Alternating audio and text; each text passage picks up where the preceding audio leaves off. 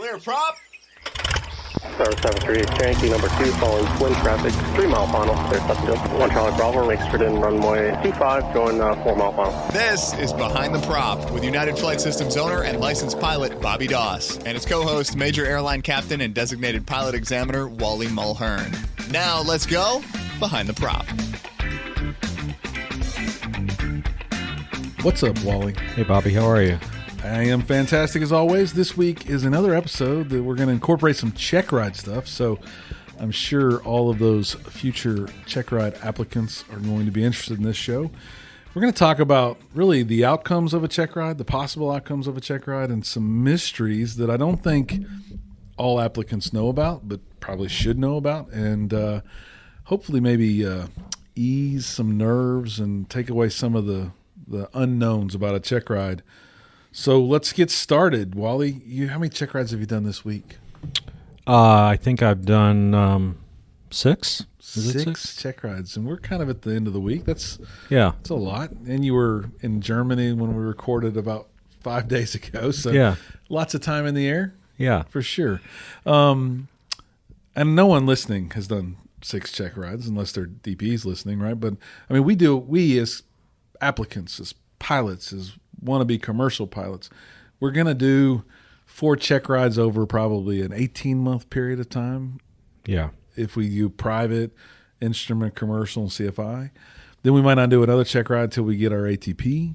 In some cases, maybe we do multi-engine, I guess, and then ATP. But we might not do 6 Checkrides in the first 3 years of our aviation career, and you're doing them all the time. And so you're uniquely aware of a lot of things that maybe we're not aware of. So let's kick it off with really what are the outcomes? What are the potential outcomes of a Checkride? I'm a student pilot, means I'm working on my private.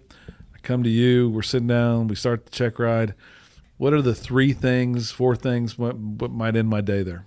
Yeah, this question came from a listener, and it really kind of grounded me to go back and say, you know what?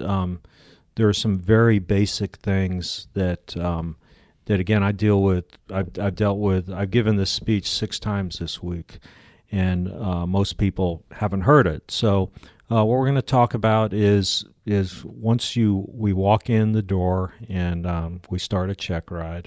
There are really 3 possible outcomes. I mean, I guess not even doing the Checkride is an outcome as well. I mean, we could just, for whatever reason, decide that we can't do the Checkride. But once we start the Checkride, before we even start a Checkride, we have to qualify 3 things. First of all, I myself have to be qualified to do the Checkride. So we're going to assume that based on the fact that I've shown up that I am qualified.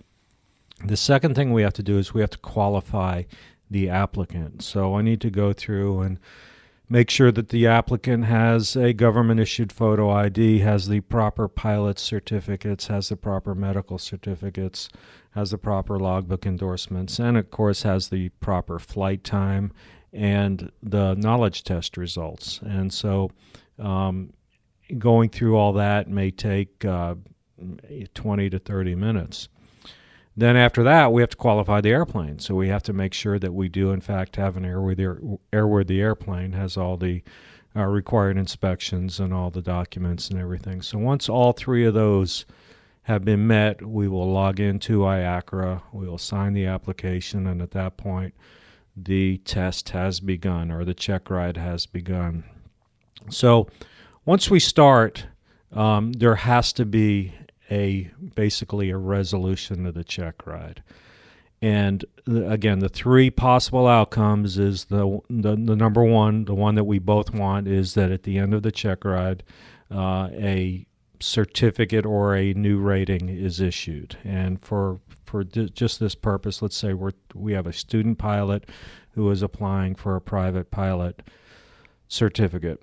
So we do the ground portion, we go out, we get in the airplane, we fly, and we come back in, and everything is satisfactory. So a private pilot certificate will be issued at that point. The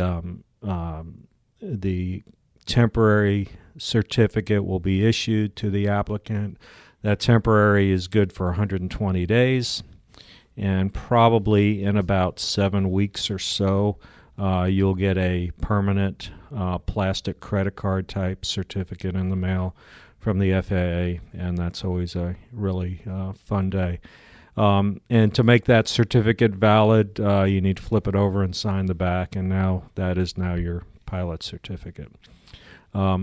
I will say this, I probably know fairly well maybe 20, 25 pilot examiners.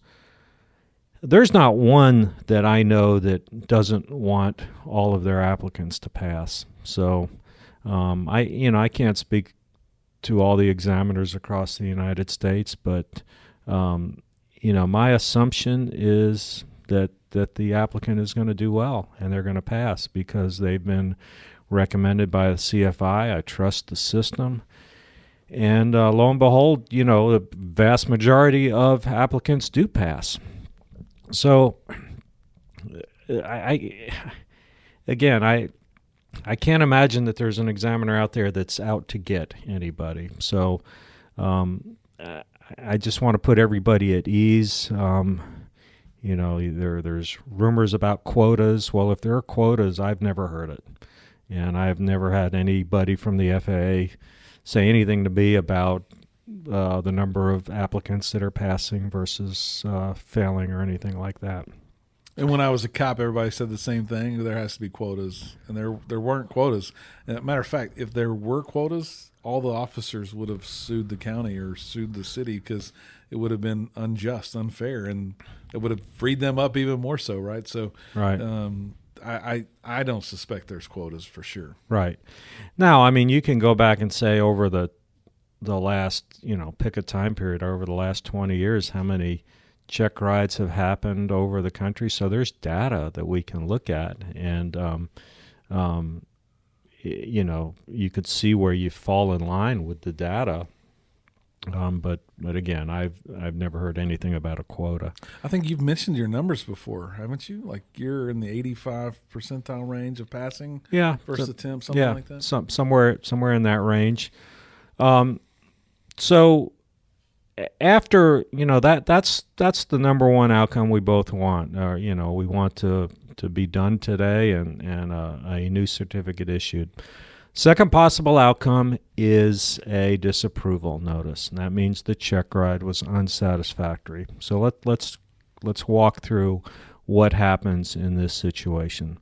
So during the ground portion or the flight, if the standard is not met on one of the tasks, the check ride will be unsatisfactory. Now, unfortunately, on a check ride, you don't get multiple chances. You don't get 4 or 5 chances for that short field landing or whatever maneuver we're talking about. So it's very possible that one of the maneuvers is unsatisfactory, and the examiner will tell you that, okay, that did not meet the standard. The check ride is going to be unsatisfactory. And in a lot of cases, the examiner will give you the option to go ahead and continue the check ride to finish the other maneuvers. And it's your call. You can say, no, I'd rather go back and be done today, or yeah, let's go ahead and try to finish the rest of the maneuvers. And people act different ways. Some people, it actually takes some of the pressure off of them, and they actually perform very well. Others not so much. So that's something, a call that you will have to make. But what happens now? Okay, so now you come back and you are issued a notice of disapproval, an unsatisfactory check ride. First of all, it's not the end of the world. Okay. It's not the end of a career. If you desire a career as a professional pilot, it's not. Will a notice of disapproval come up in a job interview? Very possibly. But are there ways to answer the question? If an interview asks you about it, absolutely. And I think if you just step up to the plate and say, hey, yeah, I blew the circling approach. I got below minimums, and I was not in a position to make a landing, so I had to reject the landing. I'm not in a position to interview, and I don't know how interviews would take it, but I think we've all been in a position like that. We've all messed up in an airplane, and hopefully it wasn't to the point of hurting, bending an airplane or hurting any people. So I think the interviewer would appreciate the candidness if you just say, "Hey, I messed up." But anyway, quite honestly, that does not cross the mind of the examiner. At least it doesn't cross my mind. I'm looking at, did the applicant meet the standard? And if the answer is no, then it's an unsatisfactory outcome. So quick, one of the things that I think is a mystery to me is, all right, and maybe listeners, we sit down and we're talking. You ask me a few questions. We've qualified the aircraft. You've qualified me. You asked me a few things about weather, and then you asked me a few things about maybe the documents that are required, etc. And then I just start answering things completely wrong.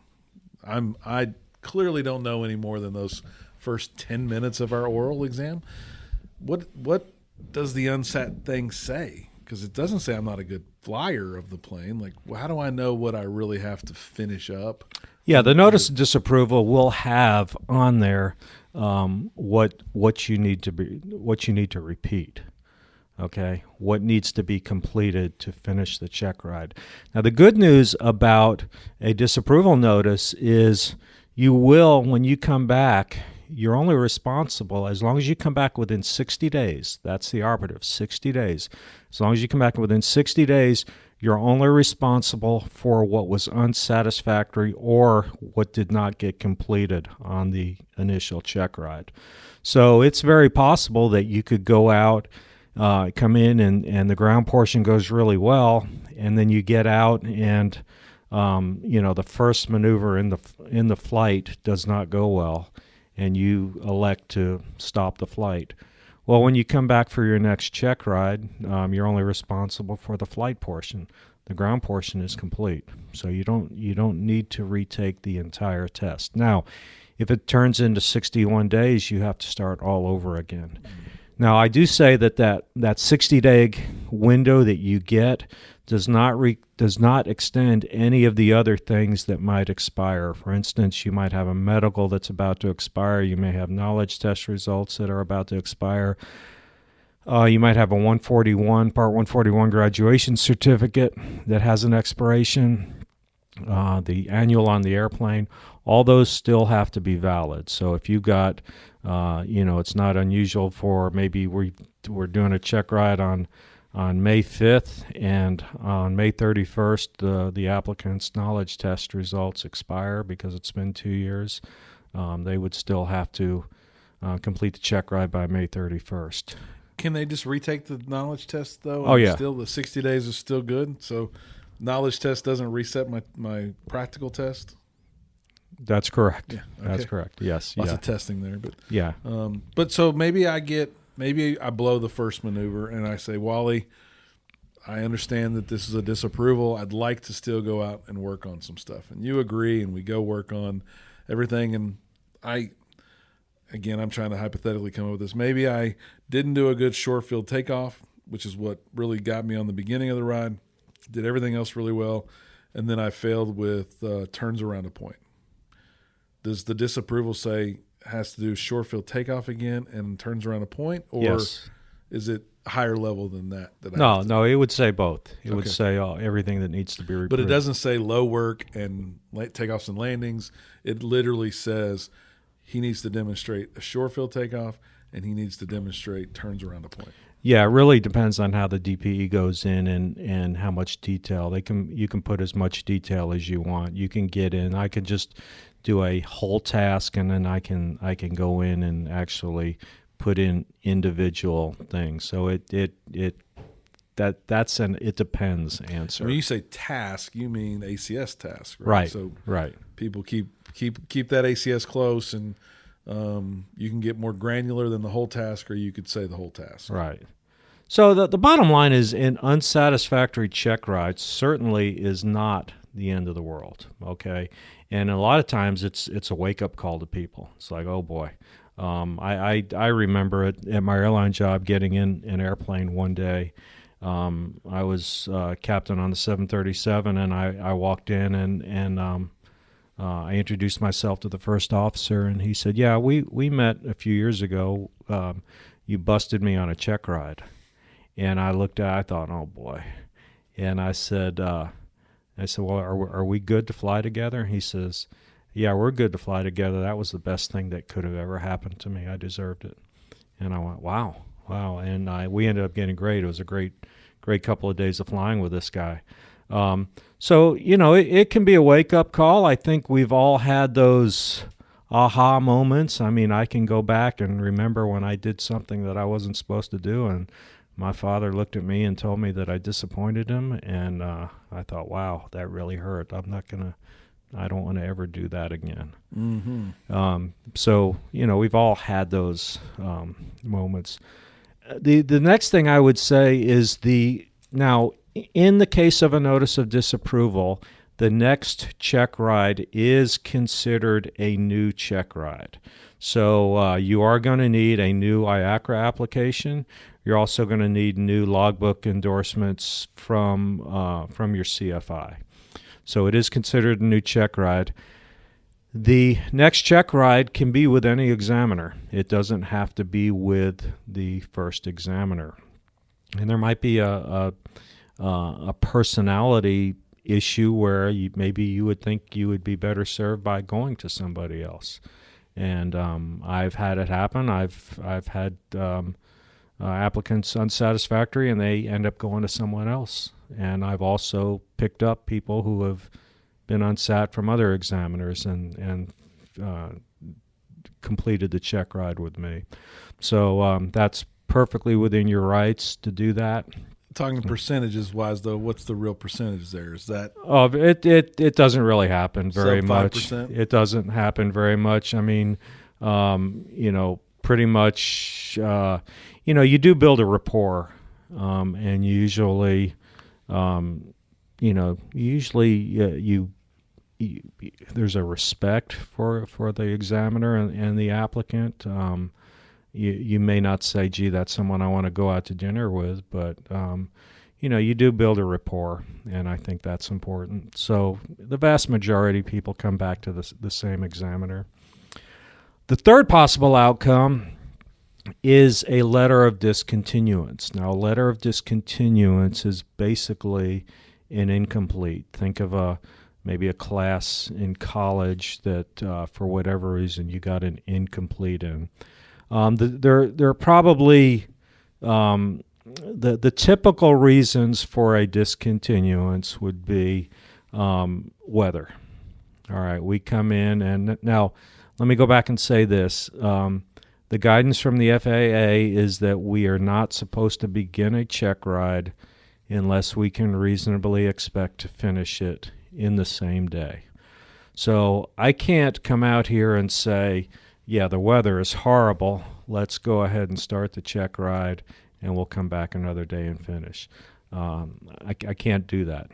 The other side of that is we have to have an airworthy airplane. So I can't come out and say, yeah, the airplane's out there, the wing is off of it.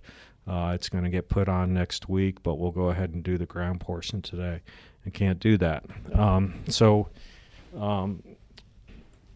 you have any reason why you think that is? I mean, do you have any gut instinct on why that is? I don't know. There was some. I know why you wouldn't fly a plane without a wing on it. Yeah. No, there was some thought that the FAA may relax that a little bit and let us do, just schedule ground portions one day. I mean, because you might have, it's not unusual for me to have 2 check rides today and 2 check rides tomorrow. The weather is horrible today. It's supposed to be great tomorrow. Could I do 4 grounds today and 4 flights tomorrow? I could. I mean, it would be a long day. A 2 check ride day is a long day. But hypothetically, I could do 4 grounds today and I could do 4 flights tomorrow. But the FAA doesn't allow us to schedule it that way. But anyway, the reasons for a discontinuance, again, the one that is probably most popular is weather. Second one is a mechanical malfunction of the airplane. We get out and we can't get it started. Well, that's a problem. Okay, so we come in and we discontinue. The other one is sickness. Either the examiner gets sick or the applicant gets sick. And so those are the 4 probably most popular. I mean, I guess it could be as simple as someone gets a phone call from home and said, hey, there's an emergency. The hot water heater just exploded. The house is flooding. Okay, well, that might be a reason to stop the check ride and go home. And in a discontinuance, you have now bought yourself 60 days. And again, it does not extend any of the other expirable things, the annual on the airplane, your medical, your knowledge test results, or anything like that. It just buys you 60 days. Now, the thing about a discontinuance is when we come back and actually fly or pick up where we left off, it is not considered a new check ride. So no new I application is required. No new logbook endorsement is required. Now, it would behoove you to keep flying. I don't think it'd be a good idea for a private pilot candidate to come in and on day 59 come in and do their private pilot check ride and not have been in an airplane for the last 60 days. But I guess it's possible. And again, with a discontinuance, it does not have to be with the original examiner. It can be with a different examiner. It's unusual for that to happen, but there are situations where the original is not able to finish it, and so forth. And the one thing I would say is, don't wait to day 58 and call up an examiner and say, hey, I turned into a pumpkin day after tomorrow. Try to get this thing done as quickly as possible. I've been saying this a lot lately. Someone else's lack of planning is not my emergency. Right. And I'm sure you feel that way fairly regularly as well. Like, yeah. Oh my gosh, Wally, this just snuck up on me. I didn't realize it was 58 days since we last spoke. And right. Please, you do everything for me, Wally, because I didn't do everything for you. Right. Very immature and very much not my emergency. Yeah. All good stuff. I think I just read an article recently, kind of the 4 things your DP wants you to know, and we've covered a lot of them, but a couple that we didn't cover is, yes, you want us to succeed. What about impressing you during this oral exam? Is that possible? Can I impress you? Is that what I should be thinking about doing? No, I sometimes I do feel like the applicant is trying to put on a show, and what I tell the applicant is, I want you to answer the question the way you think you should answer it. I don't want you to answer the question the way you think I want you to answer it, if that makes sense. Just answer the question. What would you do in this scenario? What would you do? I can remember clearly I was probably trying to – I don't think I was trying to impress, because I was smart enough to know I'm not going to be a better pilot than this man across from me when I did my private check ride today, for sure. But I also really did not understand how much experience that person had. And just to put it in perspective for everybody out there listening, we've said this solo date many times. You soloed 40 years ago. How many different aircraft do you think you've flown? Oh boy, aircraft types. 40, 50? 40 or 50 different types. Yeah. And then how many different Cessna 172s have you been in? Like in that you've flown and landed in because you were on a check ride or Yeah. friends and planes? I'd say 40 or 50 probably. 40 or 50 Cessnas. Right. 40 or 50 different Yeah. types of aircraft. Yeah. 40 Warriors. Yeah. 40 multi-engines. Yeah. Just that list goes on and on. Right. Doesn't, I think it might intimidate some of us newer pilots. Like if you said, hey, jump in this plane and go fly it, that doesn't intimidate you because Right. 10 minutes in, a couple logbooks, you're comfortable taking off in that plane. Yeah. Us rookies, sub 500 hour guys aren't that way, right? You've been flying professionally for your major airline for 34 plus years. Mm-hmm. You've done 600 plus check rides, 700. How many? Yeah, about 750. Okay, 750 check rides. Like the experience level and the should I file an alternate is like so second nature to you, the answer to that question, that no one's going to be able to just verbally impress you with their new way to file an alternate. Right. I'm assuming, right? Yeah. Like, Yeah. their new acronym's not going to blow you away. Their little cheat sheet on their fingernails aren't going to blow you away. Like nothing's new going to excite you, right? Right. So people, don't try to impress your DPE. Right? Yeah. You're not gonna. Yeah, just ask the question. Just answer the question. Yeah. It's funny. That's the second or the third thing in this is just answer the question. Like you're not going to impress them. And then we say this all the time. Number 4 on this article that I read literally says the ACS covers everything you need to know. It does. And it really does. It's shocking that so few people really dive into the ACS, but the Airman Certification Standards booklet for your check ride is literally everything you need to know. It is. And I tell this during the brief before every check ride. I say, I doubt when we're done, I doubt you will say, wow, I wasn't expecting that. I have never had anybody at least say it to my face. Maybe they say it after I leave. Gee, he had me do this and I wasn't expecting it. Now, the order in which we do it, but I mean, if you come, I mean, I just did a multi-engine check ride this morning. If the young man at the end would have said, gee, I'm really surprised you had me shut down an engine and restart it, I would say, what planet are you on? What have you been smoking? VMC? What? Yeah. Huh? Yeah. And that's what I told him. I said, everything we're going to do. Yep. Just maybe not the order or the way you might request it. I've said this story 1,000 times. You made me do a partial panel VOR approach in my instrument check ride, and I had never done one. So I was like, huh. Now, I didn't say what type of partial panel. We had just practiced another type very, very often. Right. But I was trained well enough, and I pulled it off. So it was not it wasn't brand new information. It was just a brand new ask, I guess. Yeah. And try not to be too predestined. I mean, I'm not stupid. I know as soon as I leave a flight school, the flight instructors are descending on the applicant saying, what do you have you do?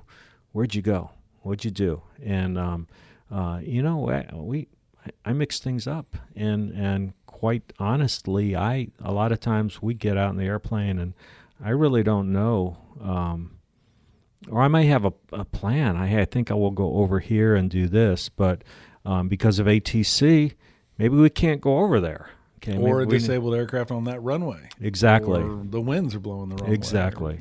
There's lots of reasons you could change things up. People call me all the time and say, hey, we got an instrument check ride tomorrow. What 3 approaches can I expect? And I said, well, I'm not going to tell you because I could tell you 3 approaches right now, but the winds are different tomorrow, or this certain approach at this airport is out of service, and now we got to come up with plan C. And so, I don't want you to have a preconceived notion of what we're doing. Yeah, I think the day that we did my ride, you kind of just, in the briefing, we said we're going east. We'll probably go to Cleveland and come back this direction, but I didn't even know what airports at that point, really and truly, I don't think. And when we left the check ride room. Yeah. Obviously, anxiety is a big part of it. We talked about that a lot on other shows. What other mysteries can you share with those people that only do few check rides to someone who's done 700 plus? I just, have confidence in the system, have confidence in your CFI. Your CFI,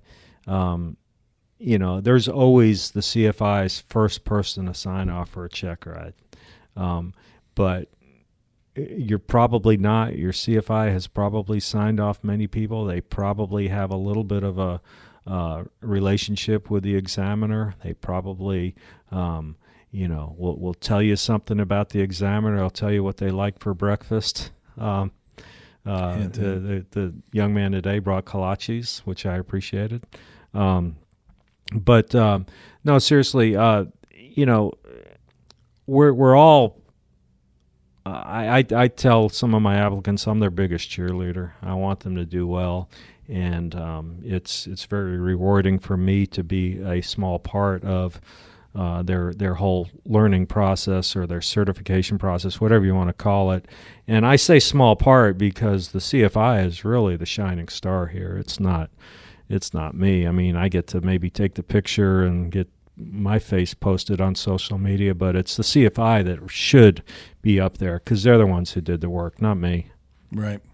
And I think we as applicants sometimes forget that too because it's a big milestone, but don't forget to thank a CFI today for all their hard work, all their hot days, all their reteaching the same thing, all their back and forths on the same heading that you can't hold and everything else that we've all screwed up. Yeah. The wide open field just on the other side of that airport is not the best place to land, right? They've probably heard that and seen that thousands of times. Yeah. And tricked thousands of people by being right over a grass strip that none of us knew was right below us. Yeah. So thank you, CFI, as well. Well, that's a good show, Wally. I think a lot of people are going to enjoy hearing about some of those mysteries that are taken away, probably ease some anxiety, no matter who you're taking your check ride with.